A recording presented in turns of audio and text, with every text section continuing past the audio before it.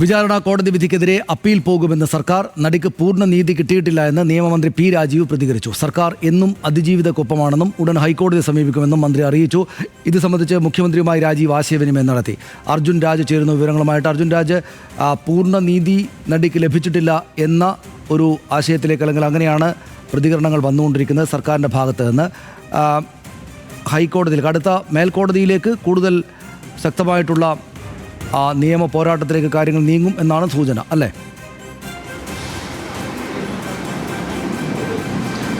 സനീഷ, തീർച്ചയായും വിചാരണ കോടതി വിധി ഈ കേസിലെ ഭാഗികമായിട്ടുള്ള വിജയമെന്നാണ് സർക്കാർ വിലയിരുത്തുന്നത്. അതേസമയത്ത് ദിലീപ് ഉൾപ്പെടെയുള്ള 4 പേരെ വെറുതെ വിട്ടതിനെതിരെ അപ്പീൽ പോകാനാണ് ഇപ്പോൾ സർക്കാർ തീരുമാനിച്ചിരിക്കുന്നത്. ഈ വിധി വന്ന ഘട്ടത്തിൽ തന്നെ നിയമവകുപ്പ് മന്ത്രി പി രാജീവ് മുഖ്യമന്ത്രിയുമായി സംസാരിച്ചിരുന്നു.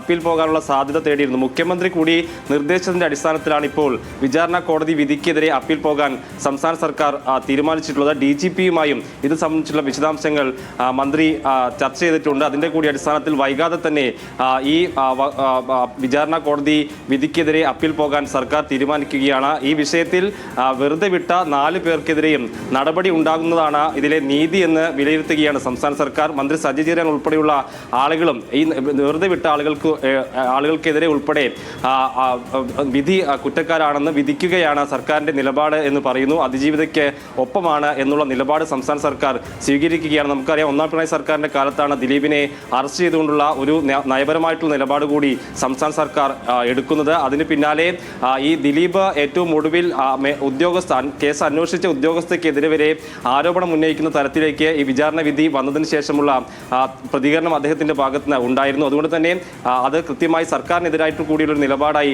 ഈ പ്രതിയുടെ ഭാഗത്തെ കാണേണ്ടി വരും. എന്തായാലും ഇക്കാര്യത്തിൽ പിന്നോട്ട് പോകുന്നില്ല ഈ സർക്കാർ എന്നുള്ള നിലപാട് കൂടിയാണ് ഇപ്പോൾ വ്യക്തമാക്കിയിട്ടുള്ളത്. അതിന്റെ കൂടി അടിസ്ഥാനത്തിൽ വിചാരണ കോടതി 4 പേരെ വെറുതെ വിട്ടതിനെതിരെ അപ്പീൽ പോകാൻ ഇപ്പോൾ സർക്കാർ തീരുമാനിച്ചിരിക്കുകയാണ്.